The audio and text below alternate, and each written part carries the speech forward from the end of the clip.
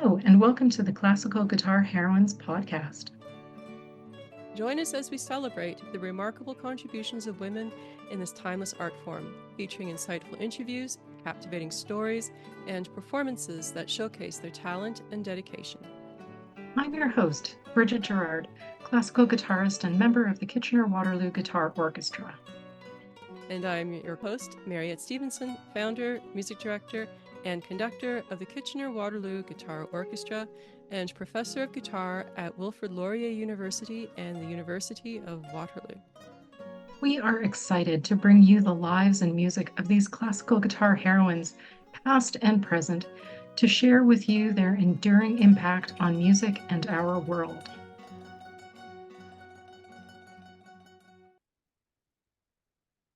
Today I'm speaking with Karen Agro, and I have to say that this is such a treat for me because I've known Karen for a little while, and she is like one of the very first people that I thought of when we decided to do this podcast. Karen, thank you so much for being on our show. It's a pleasure to be here. Thank you so much for inviting me. I'm so excited. So am I I. am too. This is going to be so great. Okay.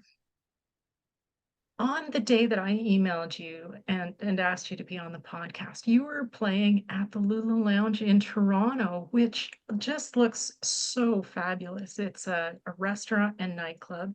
So tell me about the gig. Where were you playing guitar? Were you part of another's group or what? The place looks fantastic. That's a great question, actually. It was a speaking salon organized by the Talk Boutique in Toronto. So actually, I was speaking and playing. It was like a TEDx kind of evening, but we were all asked to address a question around how to choose power and agency amid a time of change.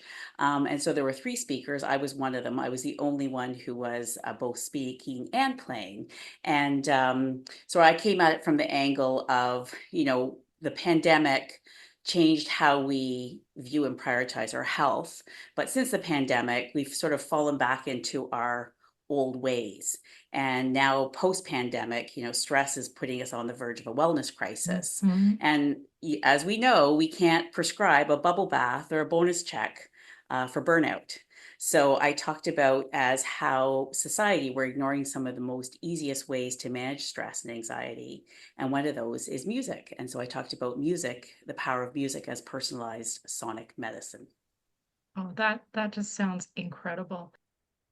One of the things that always makes me really curious, like what got you on this musical journey? Why did you start playing classical guitar? I started because my parents made me do so. That's funny. That's As really you know, funny. many of us have been in that situation, right? So actually, I started playing classical guitar at age 5. My parents had seen Ray Seeley, who was the guitar teacher at Western University at the time. It was called the University of Western Ontario, and he was on television talking about how he was teaching children how to play the guitar. And that's when I started my journey with guitar, whether I liked it or not. And that gave me my start. But I'm very grateful to my parents. And ironically, I got together with Ray just recently after many decades, and it was just like time hadn't passed. Oh, that's I think I have fantastic. one of That's Ray's books for fantastic. teaching children guitar. That's wonderful. He Yes, had a yes. 3-part series. And speaking of Yes. another teacher, Ellie Kastner, who was instrumental in developing classical guitar here in Canada, and you studied with him. And I was wondering, how did you meet Ellie and become a student, and how did you develop that relationship? That's a great question. So, and, reflecting back on that time, Ellie was actually an adjudicator of mine when I was still single digits living in London at a Kiwanis Music Festival. And so I was still in elementary school. And so that's when I first met Ellie as an adjudicator. Of course, I was terrified and like totally Yeah, of course you It were. was a daunting experience playing for this incredible man. But after that, Ray Seeley and Ellie Kastner had developed this relationship, and Ellie would host the student concerts in Toronto. And so a whole bunch of us would travel from London to Toronto to play in the student concert. So that's how that relationship started to foster. Actually, interestingly, Jeff McFadden was a few years older than I, and I remember traveling by car with him. He was like the big wig, and of course, I was just the elementary school student, and then later the high school student. But then after I completed my schooling in pharmacy at the University of Toronto, my undergrad initially, I called up Ellie, and I said, "You might not remember me." I was Karen Chapman at the time. I called Anne, actually. She answered the phone, of course. And I said, "You might not remember me, but I would like to reconnect. And if I could have an audition to take lessons." And Anne's like, "Audition? Just show up. How's Wednesdays at 11?" I still have your record from Hyperion records from when we recorded Platero in England. And that's how it started. And so we stayed together off and on over the years. At first, it was sort of hit and miss because the kids were born, and then I had gone back to school to do some additional education at the University of Toronto when I did my Doctor of Pharmacy. But then we had this long-standing relationship, and I played for Ellie right up until when he was in Baycrest. Uh, at near the end of his life, I would go every week and still play for him. So it was a lot of fun. That's amazing. That is just amazing. Ellie taught me more about life as music, or as much about life as music. It was a very special relationship. And it was interesting when I would play from a Baycrest, side story, I would go in with my guitar. And of course, he had macular degeneration, so he couldn't see very well, but he would see my shadow coming across with the guitar. And I'd say, "Can we go play some music, Ellie?" He'd say, "Absolutely." And it would appear like he wasn't there, but to the staff, but the minute we started playing, he was picking out F sharps that were wrong and phrasing, and the staff would walk by his room and couldn't believe this man who had just come to life, when all of a sudden he had the music in front of him and the sound in front of him That was that his he could passion. respond to. That was his passion. Sure was. Yeah. That's so wonderful. We're gonna a bit of a sound break. We're gonna play a piece of music that Karen's played.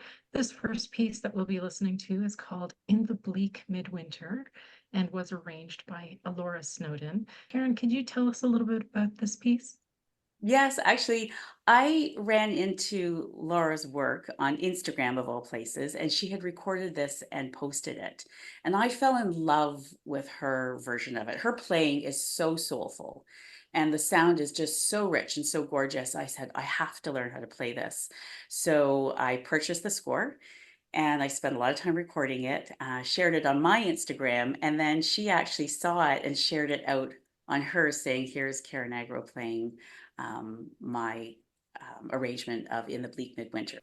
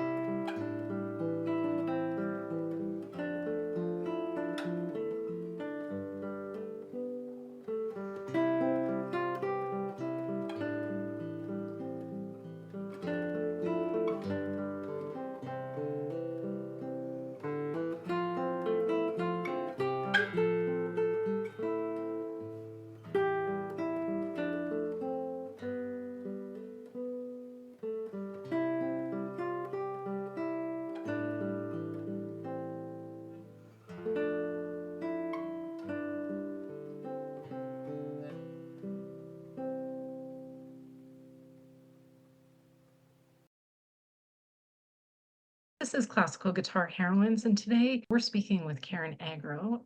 When we first met, I was with the Kitchener-Waterloo Guitar Orchestra doing a musical lives event in the Cambridge Library with you and Ying Zhang ages ago. Can you tell us about your time with Ying and how you got started with the open mic for classical guitarists? Yeah, that's a great question. And looking back on it, it's just such a funny way how it started. I got the idea from a fellow participant at the Iserlohn Guitar Festival in Germany. It was one of the participants, she was from England, and she says, "Oh, we get around and we sit around my kitchen, and there's 10 of us, and we play for each other, and we have tea and crumpets." And I thought, geez, that sounds like a great idea because so many of us are like closet guitarists, right? We're sequestered in our own spaces playing for our four walls.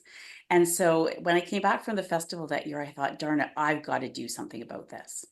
So I started contacting as many guitar friends as I could find, and then the word got out. And the first few concerts, for quite a while, they were hosted in my home, and that's how I met Ying. And so many other people who are part of our group now. And then it was Ying who took it out to the Idea Exchange in Cambridge, and that's how we met. And I met, and saw the work of Mariette and the guitar orchestra and all the wonderful music that you were producing. And so Ying got it out through the Idea Exchange, which was wonderful because now we truly brought music out to the community. And then that's how we met Veronica Wilson because she was at the Idea Exchange. And since then, she's gone on and she has her own blog, the Your Bookish Life blog. So now the three of us work together on this initiative. That's absolutely wonderful. The open mic for classical guitarists pivoted to be online at the start of the COVID pandemic. What has it been like for you to host them online? Well, I'm going to admit, when we first talked about it, I was like, no, we're not doing this. We're not putting this online. Because I was very reluctant about what the sound would be like and how people would feel playing to a computer. But of course, a month into the pandemic, I'm like, okay, well, we've got to put it online. There's no Yeah, choice. there's no Nothing's choice going to now. Yeah. change. No, so on one hand, I was reluctant because technology is always tricky. But on the other hand, it was a silver lining because we were able to bring guitarists from all over the world. So not only the guitarists I've met through the Iserlohn Festival, but people who I've met subsequent to that and connections of connections. And before you know it, we have this group of people from all over the world. We've had people from Greece, we've had people from Wales, Germany, Belgium, you name it. We've had almost many countries represented, and actually, people now contact us. When's the next concert? And they're looking forward to that opportunity. So That's so it amazing. really has created a sense of community, although virtually. So there was definitely a positive out of the pandemic and the Yeah, shift. we found that too when we had to pivot to be online during the pandemic for the Kitchener-Waterloo Guitar Orchestra, that all of a sudden we were known internationally. We had people contacting us from Holland and Spain, and it was just wonderful. Yeah, it was such a great coming together of people. And the next place we're going to play is A Wild Mountain Time, arranged by Scott Tennant, and your version of it is just so beautiful. I love classical, traditional music especially from the Celtic Isles. But what drew you to this piece? I think I heard it in Iserlohn. I think I heard either Scott play it or someone play it at the festival. Then I purchased the score. Scott signed it for me, and I tucked it away. It's one of those things you put away. You think, oh, I'll get around to it when Right. I have time. And then the pandemic hit, and I'm like, oh, geez, look, I have lots of time. Yep, So, perfect and there timing. was actually an abandoned house within walking distance of my home. It was about to undergo renovation, but I knew the owner, so he gave me access to it. So I attribute beautiful sound that came out of that recording from the space in which I was in. Now, mind you, there were squirrels running in the ventilation system and whatnot because it was an abandoned space, but it was really, really interesting to record. I recorded this for Veronica Wilson for the Idea Exchange for the celebration of Women 2020, and it was recorded for Persons Day, which celebrated the day back in history when women were included in the legal definition of persons, enabling women to be appointed to the Senate of Canada. So there was a real tie-in to women, and then they had all these women performers, of which I was one of them. So that's why that recording was put together.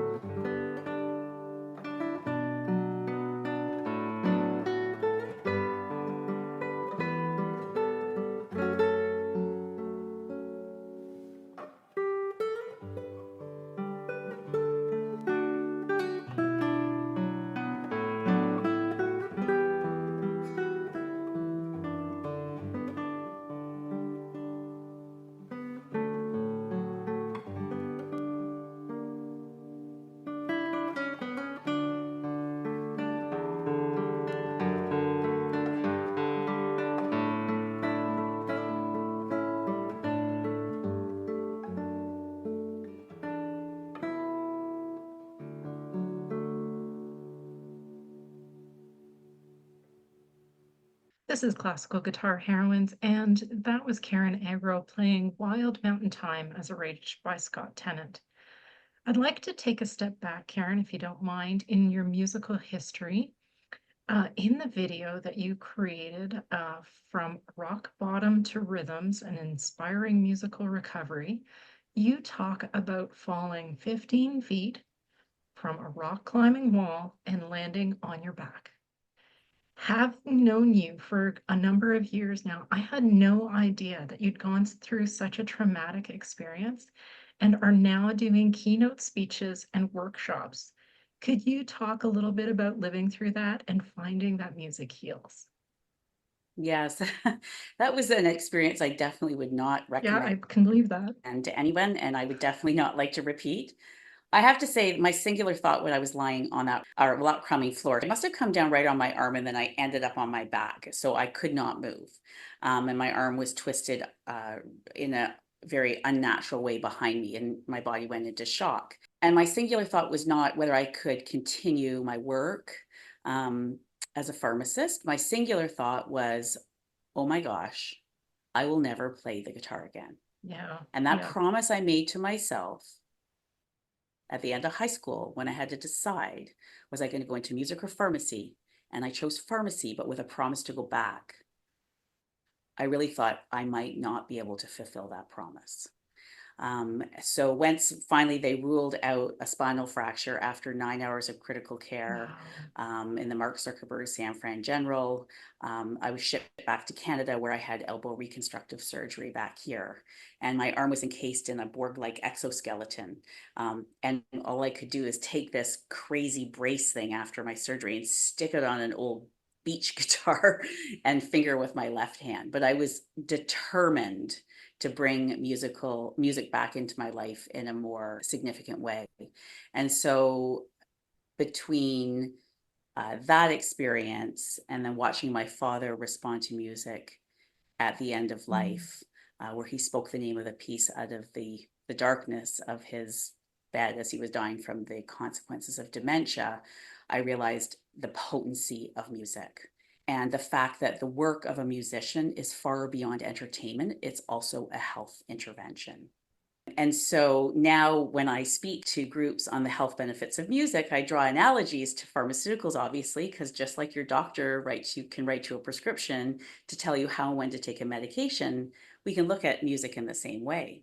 Because when we're stressed out, what do? We numb, we hustle, or we become apathetic.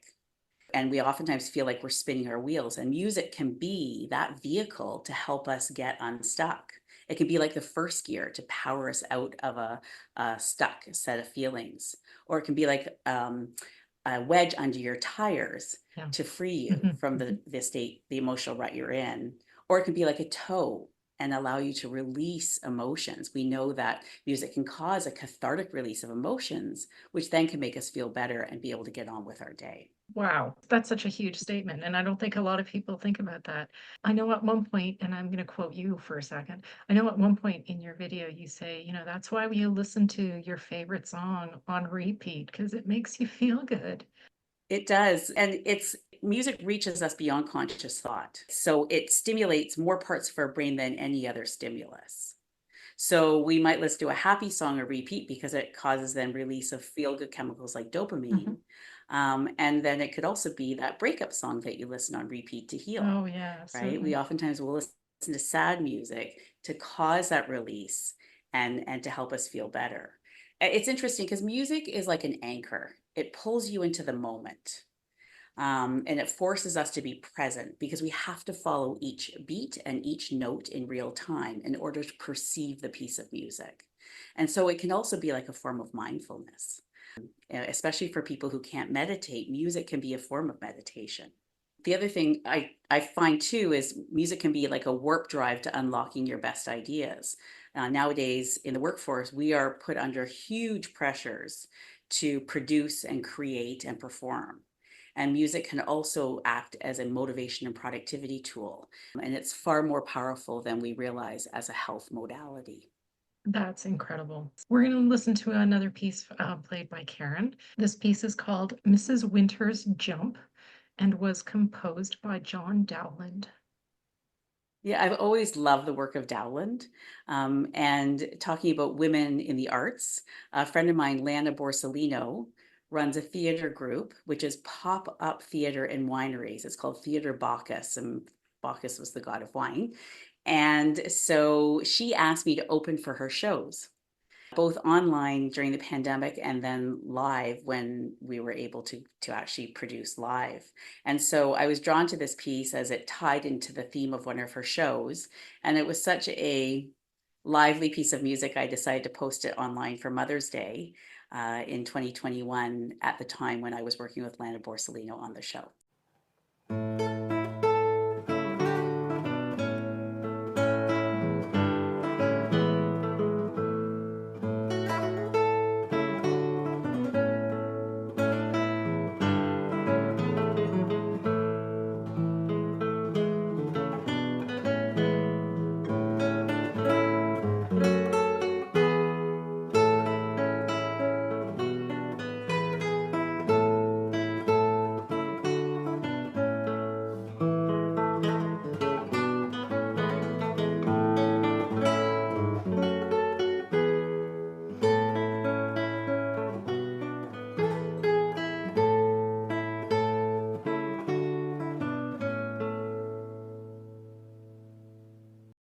This is the Classical Guitar Heroines podcast, and we were just listening to Karen Agro playing Miss Winter's Jump, composed by John Dowland.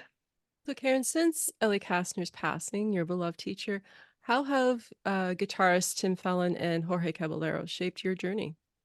I feel, and I've always felt that it's important to have a guitar instructor, even as an adult. There's so much to learn, there's so much technique, there's so much musicality that I always feel I can benefit from that guidance. I studied with Tim Phelan after Ellie. We had become friends through the Iserlohn Guitar Festival, and I'm now studying with Jorge Caballero, who has provided immense guidance on my technique and how to study music and on musicality. And so it's just shaped my journey in that knowing I have to prepare and play in a lesson, it gives me that motivation to really keep moving forward. Yeah, so it certainly gives you that deadline that you have to have something prepared. I know that feeling. How has studying at the Iserlohn Guitar Festival and other festivals shaped your development as a musician? Well, similar to the weekly lessons, but now this is obviously a big thing that comes up in the summer. It just gives me exposure, I think, to different teachers.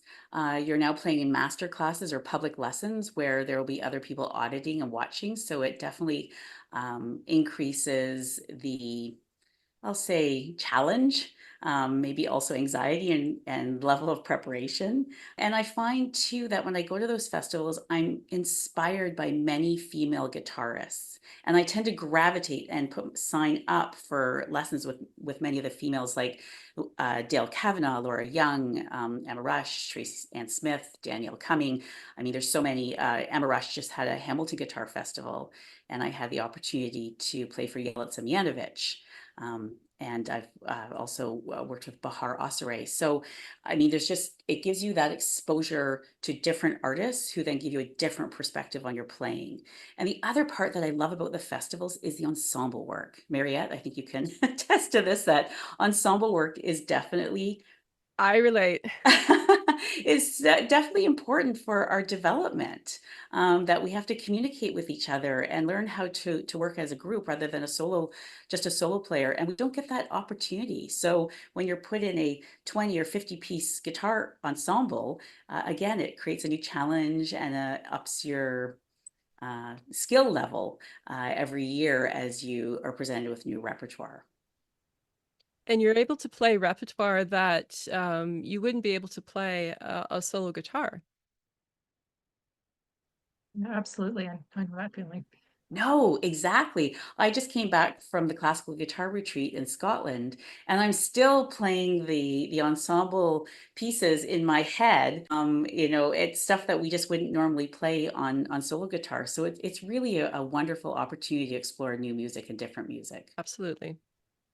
Karen, what advice would you have for our listeners who have chosen a career path other than music with a view one day to come back and follow that musical dream?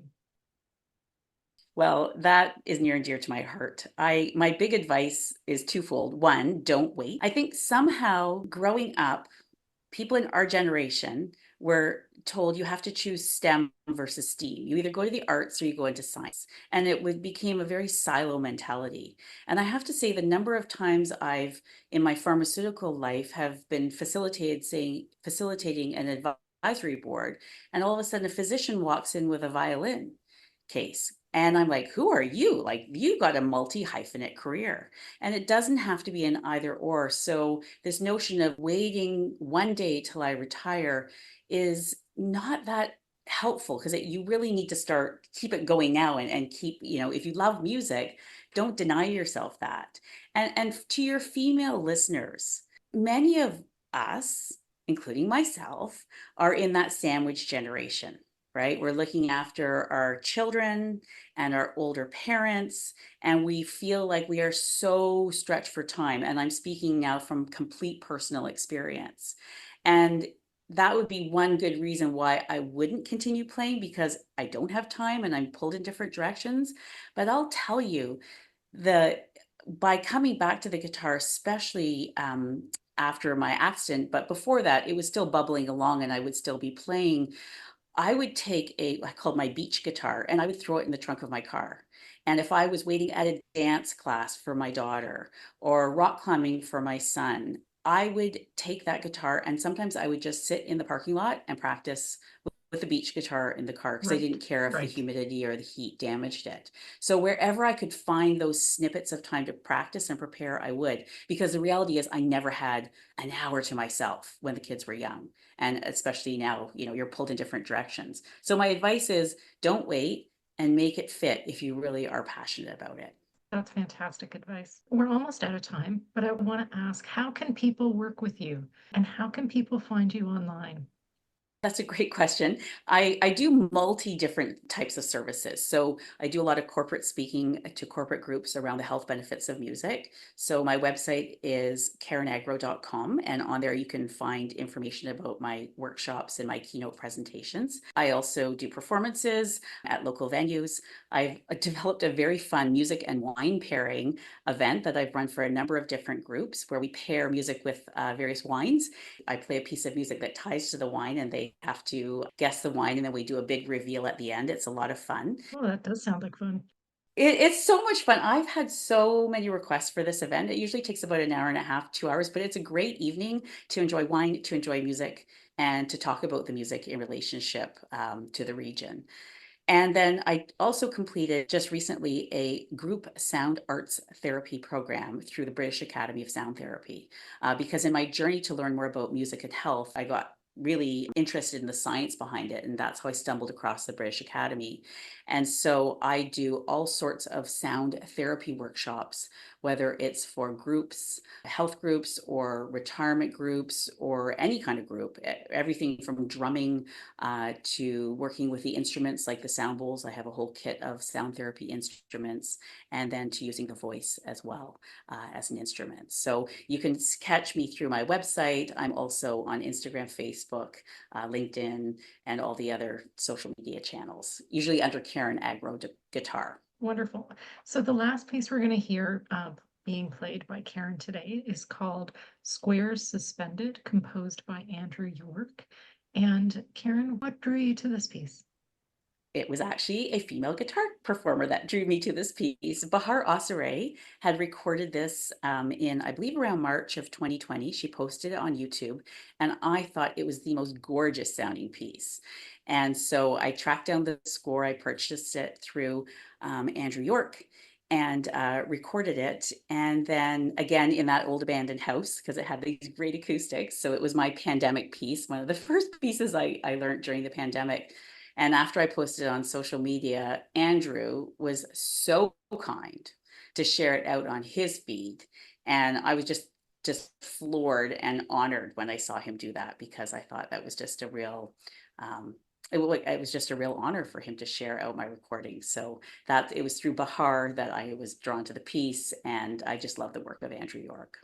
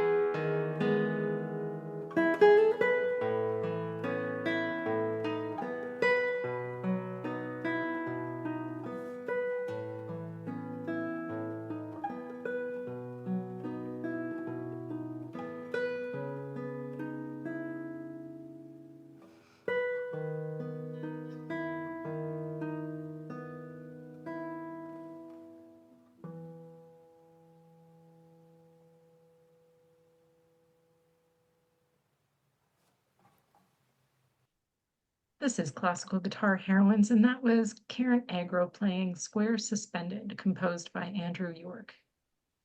Karen, you have been a fabulous guest. It's been so wonderful chatting with you.